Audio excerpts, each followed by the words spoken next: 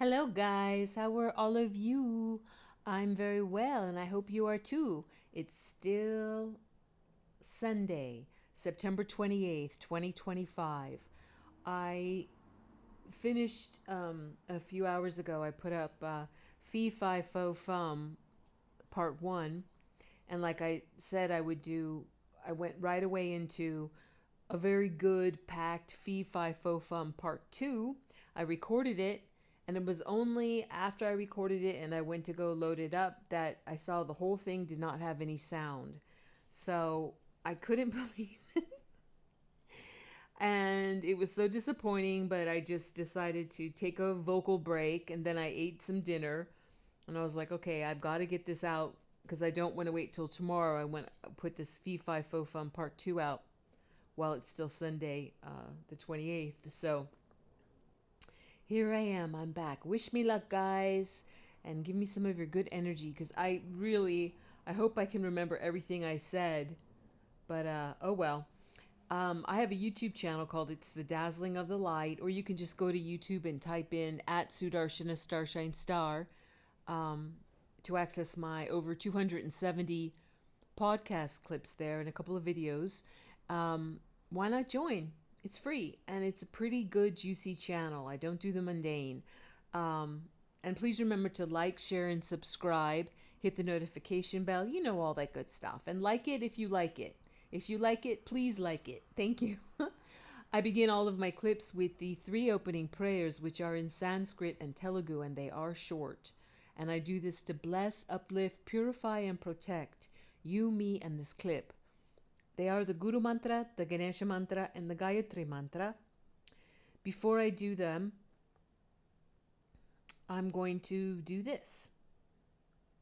I'm commanding on the sacred blood of Jesus the Christ, Yeshua, to flow and wash over all of us and all of our beloveds and all my social media accounts and all of your social media accounts or whatever ways you express the best and the highest.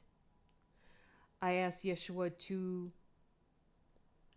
remove all satanics, all satanic attachments, remove all demonics, all demonic attachments, cast out the spirit of pain, cast out the spirit of fear, cast out the spirit of ill health, cast out the spirit of lack and poverty, and cast out all negativity, please, Yeshua.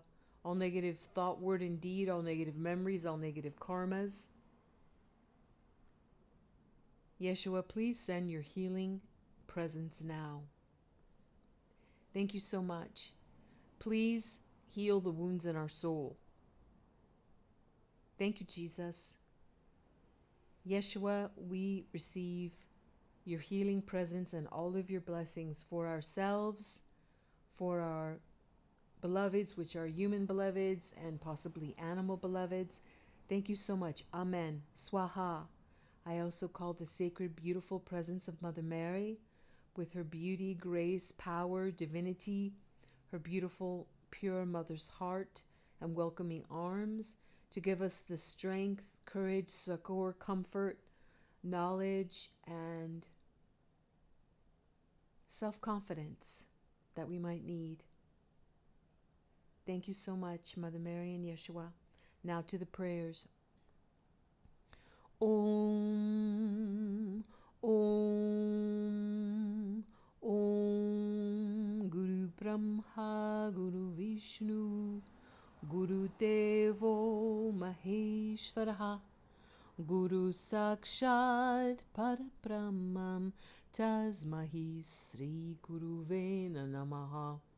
Om Shuklam Bharataram Vishnum Sishivarnam Chatubhujam Prasanavaranam Dhyaye Sarva Vignopashante. Om Bhur Suvah Tatsavitur Varenyam Bhako Devasya Dhimahi Dio Yonaha Prachodayat. Om Shanti, Shanti, Shanti. Wonderful. Okay, here we go again. This will be Fee Fi Fo Fum Part 2. Now, I mentioned Jimmy Kimmel in the Part 1, and then I said I'll have to talk about it a little bit later. So, what I was talking about was Jimmy Kimmel. This is not the 1.0 that we see. This is not the original Jimmy Kimmel. They wouldn't allow a satanic um, pedo to be operating on the air like that. The White Hats wouldn't allow it. The White Hat Global Military Alliance with President Trump as CIC, they would that would not be allowed. And there are other leaders of other countries that are a part of this, as well as off-planet beings. Yeah, that also accounts for some of the tech that some people question. Superb tech, amazing tech. Yeah. And just as I'm saying that, I'm on a partial open air outdoor terrace. There's just like the huge sound of a plane, which is unusual. I wonder what kind of a plane that was that just went by. It's like, just as I was saying, off world tech. That pretty much sounded like earthly tech, but anyway, I'll take it as a confirmation. So, anyway, that's not the actual Jimmy Kimmel. Um, I was referring back to a time in June 2020 on the Jimmy Kimmel show when he had Matt Damon on, and they were doing a very unfunny skit. It was so unfunny. Really, it was very bad, and it was also very devilish and satanic, actually, which is perfect for both of their personalities. But you can look that up. And he was I remember when I watched that, I was struck by that. That was when Jimmy Kimmel was really saying goodbye. Like he was not a free man, or he might not actually be male. I don't know because I haven't seen his spine. But as I was checking out all of his characteristics, that might be a biological female. But I'm not sure of that. I only know really when I see someone's bare spine or them in a 360 way in like their underwear or a bathing suit. You have to really look at the bones and different things. But from what I'd seen, he does look like he could possibly be that with growth hormone. But anyway, maybe not. Anyway, and why I'm even mentioning that is only because it's part of the satanic inversion. Otherwise, I really wouldn't really care. I'd say that, well, that's just his business. If he's an adult, if he's a child, that's very evil, and I'm very much against that. And I really work hard to help to bring light to that. But for adults, I would say, well, that's his business or that's her business. Anyway, if you go to June 2020, when Jimmy Kimmel, he was so deeply sad, like you knew something was off. Like when you keep seeing these talk show hosts or these other beings when they say goodbye, or they keep saying things like I'm stepping down or I'm just going to spend more time with my family. You're like, really? I don't think so. He was so sad, and I do believe that was that was his swan song. And he was saying he was taking the summer off. Yeah. Then he did a very bad unfunny skit that I also said was very evil and devilish with Matt Damon in a robe who popped out of the back and was doing this whole thing like supposedly for 3 months. Matt Damon had been in that room, which had a bedroom in it. That doesn't even make sense. And he supposedly was in there the whole time. And Jimmy was doing this unfunny thing like, why are you back in the bedroom for 3 months? And then all of a sudden you see a lady in a white robe sneaking out. And Jimmy's like, hey, that's my wife. Why is my wife back there with you? And then they just did this whole very devilish, evil skit that was so gross that that Matt Damon was supposedly saying that he was, being sexual with Jimmy's wife for 3 months, and like rubbing it in his face and trading insults and everything. And then he went back off stage to say he was going to go back off and continue doing that. I mean, it's the opposite of funny, and it's just ridiculous that they even try to make that like that was funny. But I believe that's when Jimmy Kimmel, the original, the 1.0, went bye-bye. That's what I think. So anyway, enough of that topic. I just wanted to bring that up. I talked about it a little bit, and I'm not going to repeat what I said about the Jimmy Kimmel show situation, other than I know that it will be gone with the wind. It's going to go bye-bye, but I think it's much better if it does not go because of a supposed optic of something that Jimmy Kimmel said, because definitely we the people don't need to have the demonic left, the insane Democrats having reasons to think that now we're going to take pages out of their book and restrict freedom of speech. No. But like I also said in the Fee-Fi-Fo-Fum Part 1, there's a very big difference between freedom of speech and hate speech. And I'm not calling things hate speech like the Marxist, leftist, communist, satanics do, where, you can say the beach ball has stripes on it, and they will make it like you said something that deserves, life imprisonment. They just make mountains out of molehills out of everything. I'm talking about actual hate speech that calls for unalivings of people in inappropriate ways, like people that are not law enforcement, people that are not in charge of the executive function of our government. Then it doesn't work. Anyway, I've said that enough. So what I want to go to is, because I can't believe I'm doing this again for the second time. So where I left off was,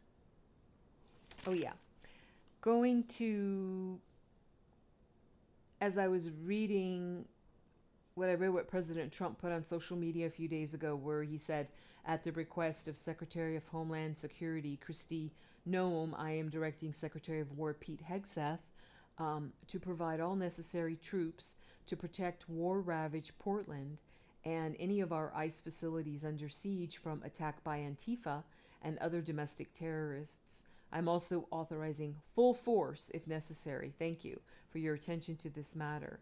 And then the legacy, crazy mainstream media was saying, oh, President Trump, he's just trying to get revenge.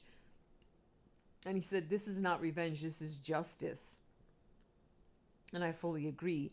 But a very important point was made by a patriot, Jesse Waters. He was saying that the legacy media, they never really asked revenge for what? Like, what are you saying that President Trump is getting revenge for? Well, then Jesse Waters goes on to say, remember when the sick radical left Democrats arrested President Donald John Trump and his White House chief of staff and his chief advisor and his national security advisor, his trade advisor, his campaign manager, his lawyers, his CFO, and even his valet, or valet, if you want to use the British pronunciation. They arrested his entire inner circle. Could you imagine if Trump had arrested Barack Obama and everyone around him? And not only that, they spied on his campaign, framed him as a Russian operative, staged a coup, impeached him twice, raided his house, leaked his tax returns, fined his company $500 million, stripped his business license, and tried to strip his name off the ballot, and did such a poor job protecting him that a sniper shot him in the head, and it almost happened twice. So the wicked, satanic evils and their minions, they don't want you to ask, why would you say he'd be getting revenge about something? Even if it really is justice for these evils, but yeah, they did so much. I seriously know it's only through God's grace and President Trump's incredible character that he's been able to stand through all of this. It's unimaginable what he's gone through. And before I continue on that, because I have something really good to read about Antifa, there wasn't enough coverage, I don't think, that the Colombian president, Gustavo Petro, he came over on a visa to New York City a few days ago when it was the United Nations General Assembly. And I can't say the United Nations without underscoring the satanic, very twisted United Nations. They were always formed to be herding everyone into a new world order, a one world government, which would be totally satanic and Out of 7.8 billion people, only 500 million left on the earth realm to be um, truly transhuman, asexual, not able to reproduce, part organic, part um,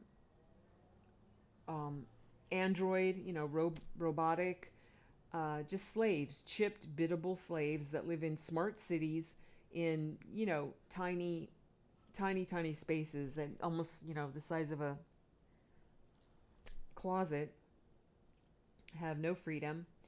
And the UN's always been like that. They don't stop any wars, they don't do any peacekeeping. I seriously wanted to do recently a whole podcast on the UN peacekeepers and all the RAPING and all the hideous things they do, like requiring sex for food from children and teenagers in these countries where they're sent to be peacekeepers. Yeah, that's a huge topic, and finally the filth about that is coming out. Yeah, even though when I spoke about it years ago, people just wanted me to like button my lip and go away. They couldn't believe it. They're like, "Don't talk about the UN like that." Yep. Anyway, Colombia's president Gustavo Petro, while he was just visiting in New York City, he just swanned around and did a pro-Palestinian street rally in Spanish where he urged passionately the United States soldiers to disobey President Trump, and he called for the formation of a World Salvation Army whose first task is to liberate Palestine. Now, albeit this is a Colombian president in the United States of America, and he's just using his fomenting of his communist satanic agenda by calling it a liberate Palestine agenda. He yelled, disobey Trump's order. And so he urged the United States soldiers to disobey orders and incite violence. So the United States revoked his visa over reckless and incendiary remarks. Yeah, and I sincerely hope he never touches foot on U.S. soil again. So here's from Dr. Steve Turley and his I don't have access to his full biography. It seems like his doctor is a doctorate, not a medical doctor, because he's so expert in legal matters. I mean, he could be that breed that's an attorney and a medical doctor. There are some people that do that. But I'm going to read this something from his channel that he put up a few days ago. I think it's so good. He said, I think in many ways, September 25th, 2025 will go down in history as the day accountability finally arrived in America for what President Trump has called the radical left terrorists. So while millions of Americans were sleeping, federal agents were on the move, and the deep state's worst nightmare just became a reality. So if you don't know what's going on, President Trump is right now as we speak cracking down on Antifa after years of chaos, destruction, and violence in our cities. And I'm going to interrupt this listener to say, I am a person that can give direct testimony to that. I live in a place, a blue place, that has for years been completely terrorized by Antifa and BLM and, burning down our downtown and terrorizing everything and ruining everything and being very homicidal, setting huge bonfires in like Starbucks that have their upstairs as residential towers where people are living. But they didn't care. The Antifa didn't care. BLM didn't care. And I saw that with my own eyes twice as I was walking along in 2020. And I couldn't believe it. They're just... It's way past time for them to be accountable and to be arrested, held on trial, and then receive judgment, and they found guilty, imprisonment, and not just light sentences either for everything that they've done. And before I forget to say, President Trump, yes, designated Antifa a terrorist group, but the Netherlands have also officially declared Antifa to be a terrorist organization. So I'm sure other countries will follow suit too. Anyway, so back to this. He said, Steve Turley said, President Trump finally designated Antifa as a domestic terror organization. So yesterday in Eugene, Oregon, federal officers arrested multiple Antifa militants who were surrounding an ICE facility. And I need not tell you, these guys weren't protesters. I mean, they were throwing objects at federal agents. They were vandalizing property. They were attempting to terrorize law enforcement officers who were just enforcing the law. Now, of course, this crackdown is coming just one day after that Dallas ICE SHOOTING that unalived one detainee and wounded two others. We now know that the SHOOTER, Joshua John, left behind notes explicitly stating that he wanted to terrorize ICE employees and maximize lethality against federal agents. He even inscribed anti-ICE insignia on his bullet casings. We now know that he used ICE tracking apps, the very apps that the legacy media was touting, claiming that this was helping illegal aliens avoid ICE agents by tracking the ICE agents' movements. And of course, the legacy media was torched for pushing this nonsense, seemingly oblivious to the fact that such an app could be used by nefarious actors to target ICE agents. Well, it just happened. And as we could see, the Trump administration wasted no time in cracking down on Antifa. Federal law enforcement arrested them en masse. And here's what makes this historic. For the first time ever, these criminals are being charged as terrorists, not for simple assault or vandalism. When you're charged as a terrorist, the government's tactics expand dramatically. The gloves come off, because now it's not just them. Anyone who in any way associates with them is automatically implicated in their acts of terror. So we're talking landlords, we're talking banks, we're talking schools, you name it. This is the power of designating an organization a terrorist organization. It basically exiles them from the whole of society. And that isolation then serves as the stage to prosecute the members of the organization and eventually eradicate the organization because it simply no longer has any more social support, especially financial support. And lo and behold, what do we see coming this morning? We see George Soros' Open Societies Foundation releasing a desperate statement claiming they unequivocally condemn terrorism.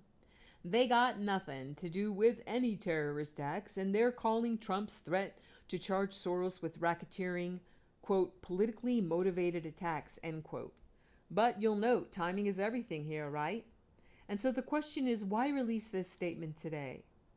Well, sources suggest that Soros may have already been served with subpoenas demanding documents and bank statements. And I'm going to interrupt your listener to say, yeah, George Soros, that ancient little vat of evil, that is not around.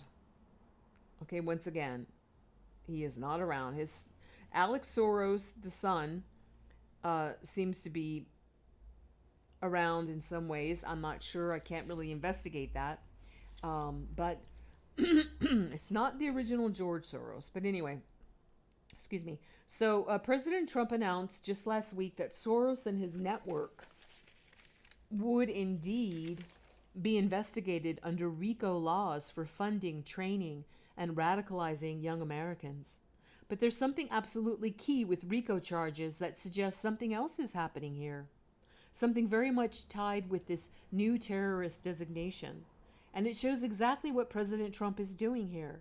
Whether it's with the Comey indictment that just came out, threatening RICO charges on Soros, or the terrorist organization designation for Antifa. We're now seeing the next phase in the Trump administration's dismantling of the deep state. We're going to see precisely how this is the most astonishing phase of them all.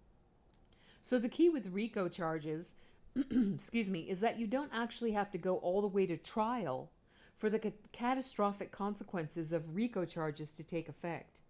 One of RICO's most powerful features is the ability to freeze assets before trial. And the key here is that prevents the targeted organizations from moving assets offshore or liquidating their holdings in any kind of way. So this is one of the reasons why I can assure you that Soros is absolutely freaking out right now.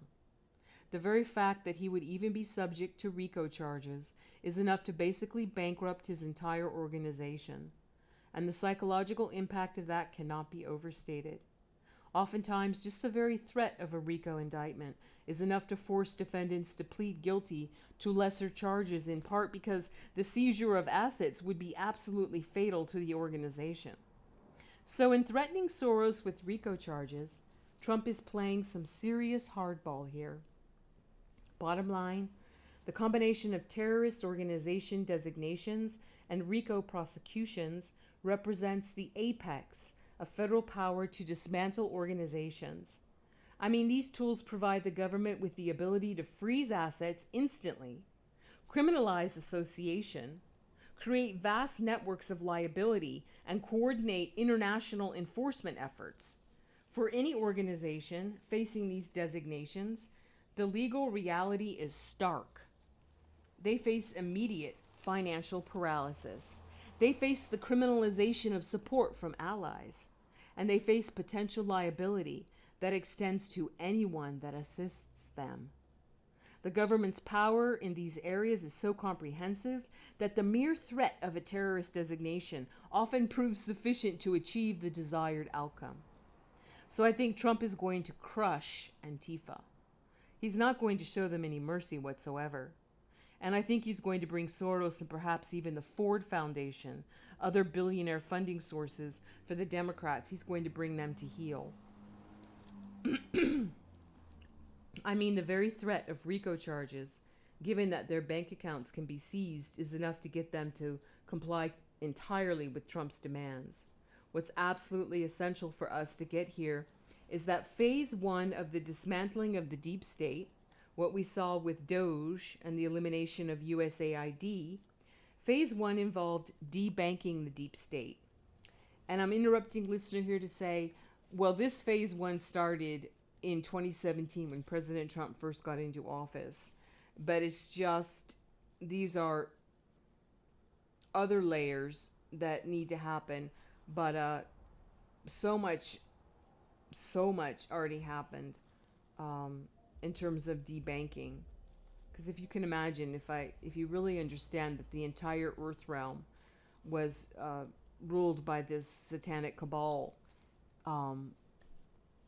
in so many ways, and they were just printing money, and they stole all the gold and everything else and everything of value. So it's a huge thing to debank the evils and their minions. Yeah. So then Steve Turley is saying it involved eliminating the sources of funds that kept the deep state going.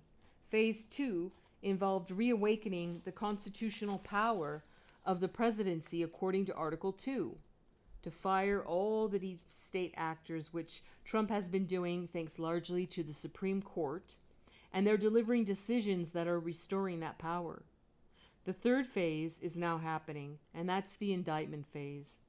And this phase, as you could see, the nature of terrorism designations and RICO charges, this phase is using tools designed to deliberately dismantle and destroy organizations. That is precisely what Trump is doing right now as we speak. He is dismantling and destroying the basic structural framework of the far left. And he's been absolutely systematic in how he's been doing it. So sit back, butter the popcorn, and enjoy watching the end of the liberal left, because this is precisely what President Trump is doing. But the Democrats themselves are imploding by their own insane doubling down on their own insanity. And so Trump is dismantling the left as the Democrats end up decaying and decomposing as a viable political party. And as I said, butter the popcorn. This is about to get really good. Love you guys. God bless. All right. Now, I jotted this down. This was put out on September 25th, 2025. I don't often quote the Washington Post, WAPO, but this was just factual, so I'm going to let you guys hear this if you haven't already. The title of it was Hegseth, meaning the Secretary of War, Pete Hegseth. The title was Hegseth Orders Rare Urgent Meeting of Hundreds of Generals. The Pentagon has summoned military officials from around the world for a gathering in Virginia. Even top generals and their staffs don't know the reason for the meeting. Secretary of War Pete Hegseth has ordered hundreds of the U.S. military's generals and admirals to gather on short notice and without a stated reason at a Marine Corps base in Virginia, which listener is Quantico, which also is an FBI FBI base, Marine Corps base in Virginia next week, sowing confusion and alarm after the Trump administration's firing of numerous senior leaders this year. The highly unusual directive was sent to virtually all of the military's top commanders worldwide, according to more than a dozen people familiar with the matter. The directive was issued earlier this week as a government shutdown looms, and months after Hegseth's team at the Pentagon announced plans to undertake a sweeping consolidation of top military commands.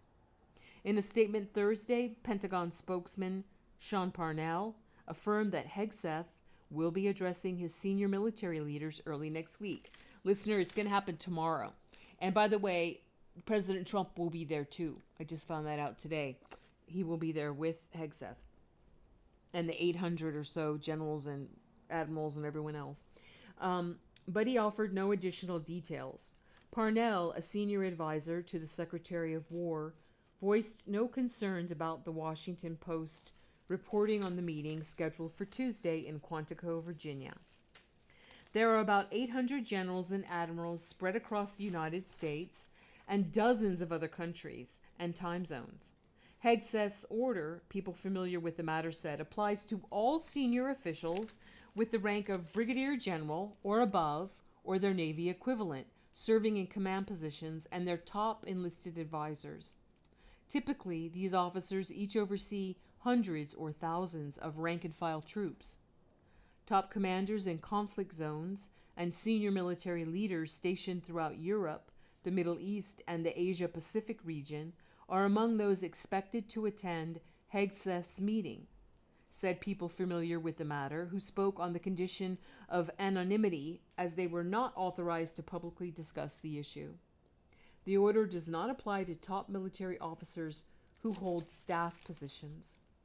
All general officers in command in grades 0 through 7, through 0 through 10, and their general officer senior enlisted advisors are directed to attend within operational constraints, the order states, according to one person who saw a copy.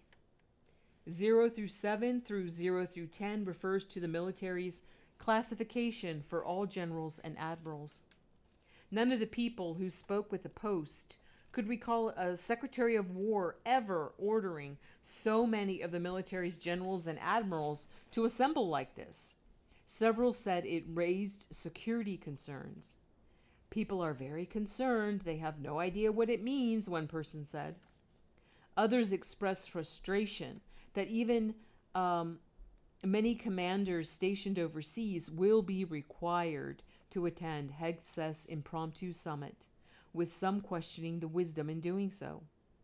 The orders come as Hegseth has unilaterally directed massive recent changes at the Pentagon, including directing that the number of general officers be reduced by 20%, firing senior leaders without cause, and a high-profile order to rebrand the Defense Department as the Department of War.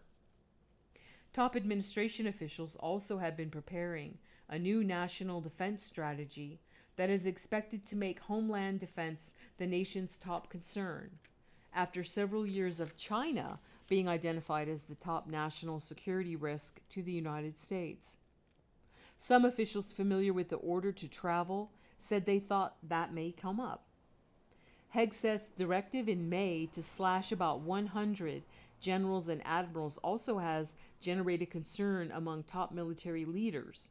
He called then for a minimum 20% cut to the number of 4-star officers, the military's top rank, on active duty, and a corresponding number of generals in the National Guard. There will also be another 10% reduction, at least, to the total number of generals and admirals across the force. Last month, Hegseth fired Lieutenant General Jeffrey Cruz, Director of the Defense Intelligence Agency, Vice Admiral Nancy LaCour, the Chief of the Navy Reserve, and Rear Admiral Milton Sands, a Navy SEAL officer who oversaw Naval Special Warfare Command. No specific reason was given in those cases. The firings were the latest in a wider purge of national security agencies' top ranks. Since entering office, the Trump administration also has fired the chairman of the Joint Chiefs of Staff, General Charles Q. Brown Jr., the chief of naval operations, Admiral Lisa Franchetti, the commandant of the Coast Guard, Admiral Linda Fagan, and the Air Force Vice Chief of Staff, General James Slife, among others. General David Alvin, the Chief of Staff of the Air Force, announced last month he will step down in November after he was asked to retire. Yeah, and I already talked about in Fee Fi Fo Fums Part 1 about what stepped down means. And listener, I've said a few times this year, and even before that, on my YouTube podcasts, that in 2017, when President Trump took office his first term, the U.S. military was 30%, if not a little bit more than 30%, satanically infiltrated, like dark forces. So then I see that I didn't need to see it, but then to look at these numbers when they're asking for a 20% reduction and then a 10% reduction, or Hegseth is, that's just, 30%. So I feel vindicated in that. Yeah, I mean, they really are scouring everything. And the beings that are on the dark side need to go. So this is from a wonderful guy who calls himself Liberal Hive Mind. He has a great channel. Excuse me, I have to take a sip of my water here.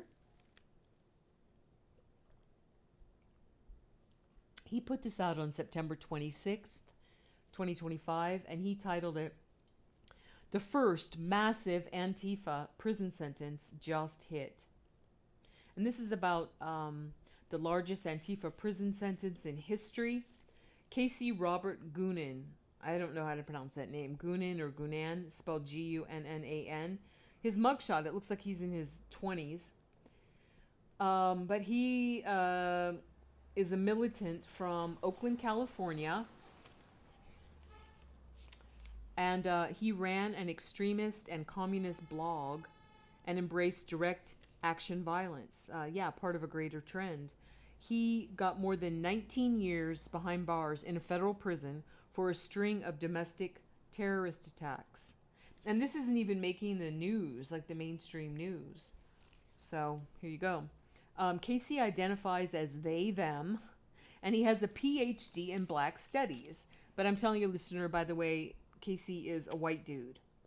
Anyway, he pled guilty to using homemade explosive devices, IEDs, to destroy a police vehicle on a university campus, also an attempt to fire BOMB, a federal courthouse in a federal building in Oakland, and also carrying out multiple arson attacks at UC Berkeley.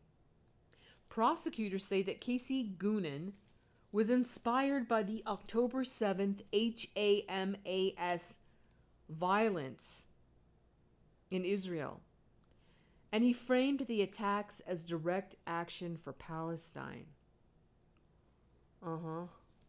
Right. And the loonies on the left, they just call this a peaceful protest. And I say once again, and I'll probably never get tired of saying it, radical violent insurrection is not peaceful protest. Peaceful protest is constitutional right, constitutionally guaranteed to American citizens, but radical violent insurrection is completely different from peaceful protest. And Liberal Hive Mind goes on to say, this is more coordinated, premeditated domestic extremism against government infrastructure and law enforcement. And it's not a freak case, not a freak isolated incident. This stuff is happening constantly. We saw an entire summer of this back in 2020, and it's basically continued undeterred till present day. I mean, look at the streets of Oregon as we speak. Clearly, we're seeing escalating tactics. We're seeing either riots, intimidation, or overt violence happening on a daily basis, and it's organized. premeditated and dangerous. But instead of clearly identifying what's going on as dangerous, what do we see from the mainstream media on the far left? We see some people on the far left calling Gunen a, quote, political prisoner, end quote. People are demanding his release. And of course, mainstream outlets in the Democratic Party often sanitizing left-wing ideology, calling it vandalism or civil disobedience. And instead of naming this anarcho-communist extremist ideology, or preferably domestic extremism, they try to spin the narrative. And so often, the coverage, they try to soften the coverage to help normalize chaos. Yeah, to help normalize hell. Like I said, upside down world. They call, evil good and good evil. Ugh. Or they'll tell you that Antifa doesn't exist.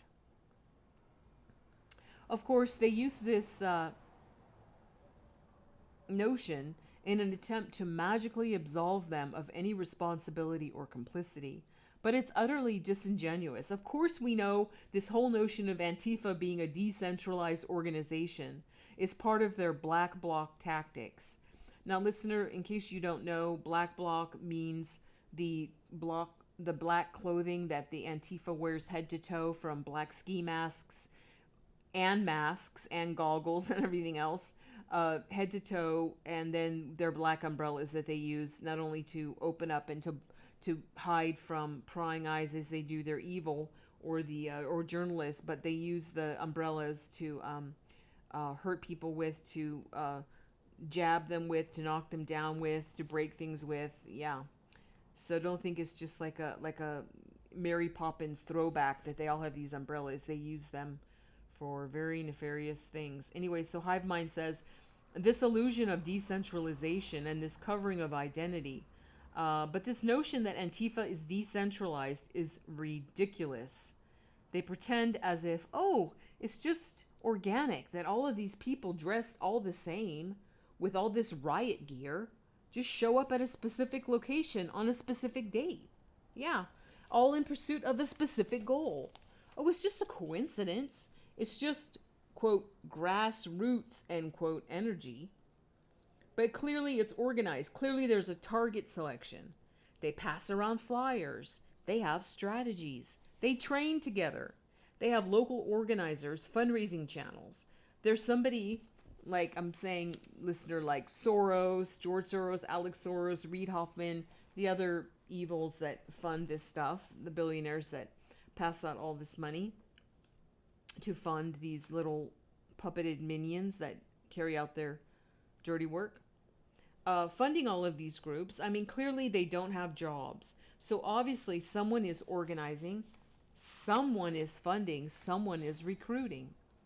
So it's time to act accordingly and start treating this exactly as Donald Trump says, as a domestic terrorist threat to the homeland. It's time for full RICO investigations. It's time to unmask these people legally. It's time to start a new federal task force that specifically targets these black bloc groups. Time for longer mandatory sentences for domestic terror attacks. It's time to stop treating these people as if they're somehow heroes, resistance fighters, and start treating them like the criminals and terrorists that they are. We've had years of riots and targeted attacks, and now we're seeing terrorist attacks and assassinations. We can no longer allow the media to shrug this off, or to release their soft headlines and soft takes, their justifications or excuses for these violent actions. Enough is enough. When you are throwing Molotov cocktails and pipe bombs at federal courthouses, when you're lighting buildings on fire, when you're assassinating people, that's terrorism. Antifa is not anti-fascist. It's the very definition of fascism. Real fascism is having to bend the knee to people who are using violence to get their way politically. If anything, putting these people in prison is the real anti-fascist work. Hear, hear. I agree with that. And also what I just found out today as I was in the middle of doing these recordings, and between switching to the one, like I said before, that got ruined, I couldn't use it, but I saw that this afternoon, and I was watching this clip that large National Guard forces hit the streets of Chicago. Yeah, a lot of them. So it looks like the federal takeover of Chicago is going down. Very good news. Very excellent news. So now, oh yes, I wanted to say too that what happened today, earlier today, it was so sad in Grand Blanc, Michigan, that there was an SHOOTER who unalived some church members who were inside of a church praying and also set the church on fire. So at the time that I last looked at this today, there were people that were missing that could have also been burned alive in that. And that is so tragic. That is so sad. Again, attacking people that are praying.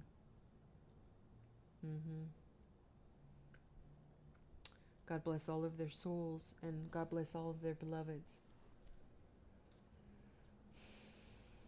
Now, Oregon sues to block President Trump from deploying troops to Portland. The governor of Oregon, who's Governor Tina Kotek of Oregon, got an email notice this morning, Sunday, at 9:32 a.m. Pacific time, that President Trump had invoked Title 10 to deploy members of the Oregon National Guard to City of Portland from the U.S. Department of War. And so Governor Tina Kotek said, "I am no longer in charge of the members of the Oregon National Guard that he will be calling up. It's under the control of the Northern Command." And I want to say, listener, that so many people in talking about this, and talking about President Trump sending in National Guard or troops to quell riots and to bring, like, you know, what he had to do in Washington, D.C. To clean it up, and what he had to do in Los Angeles to kind of, which is still in progress, but to clean up that hellscape. People say, what about Posse Comitatus? And I want to say, if you don't know, the Posse Comitatus Act of 1878 was basically saying that in the United States military can't be used against its own people. But there are exceptions to that, and President Trump is saying that he has a constitutional exception, and that their constitutional exception exists that gives presidents the authority to protect federal property, federal employees, and federal functions. And the Trump administration is pointing to part of the federal code known as Section 12406. Section 12406 says that the president can call up the National Guard in federal service when the president is unable with regular forces to execute the laws of the United States, or to repel an invasion by a foreign nation, or suppress a rebellion, or the danger of a rebellion against the authority of the U.S. government. Such orders, the code says, shall be issued through the governors of the states, or in the case of the District of Columbia, through the commanding general of its National Guard. Yeah, the CIC. Commander-in-Chief, President Donald John Trump, has that authority. So there's so much good going on, unless you're a devil, unless you've, thrown your life away to be in services of the dark side, then, it's way beyond FAFO. It's really, really the culture of consequence. And this is all divinely decreed. This is so far beyond politics. This is like a very divinely decreed, and that's why I called these clips Fee, Fi, Fo, Fum. Like I said, the big, large, giant footsteps of Mother Divine right now during Navaratri, which culminates in the victory of the light over the dark, the victory of the divine over the devil, and everything that's going on during this time. Even if people don't know about Navaratri, or they say, well, I don't know about things from ancient India, or I don't know what you're talking about. It doesn't matter because this is cosmic. This does not have anything to do with religion. It's way beyond that. It's about cosmic law. It's about karma. It's about balance. It's about how long Mother Divine allows the creation to be under dark sway and dark forces before she corrects it again. Yeah, that's what's happening now. So thank you so much for listening. I can't believe I got through that whole thing a second time. I hope I didn't forget anything, but if I did, I'll put it in the next clip. Please remember to like, share, and subscribe. I really appreciate you. Thank you so much. I end all of my clips with the closing prayer, which is in Sanskrit and Telugu. What I'm saying is God bless all beings in all worlds. Om Loka Samasta Sukhino Bhavantu. Loka Samasta Sukhino Bhavantu. Loka Samasta Sukhino Bhavantu. Om Shanti Shanti Shanti. Yes, peace, peace, peace. Peace, peace, peace, peace, peace, peace. God bless you and yours. I'm sending much love and big hugs to you and yours. Please take care. Take very good care of yourself and all of your beloveds to the best that you are able. And just have faith and trust. There is a divine plan. There is a White Hat Global Military Alliance plan. There is much good happening and much incoming good. The best is yet to come. So I'll see you when I see you, and bye-bye for now.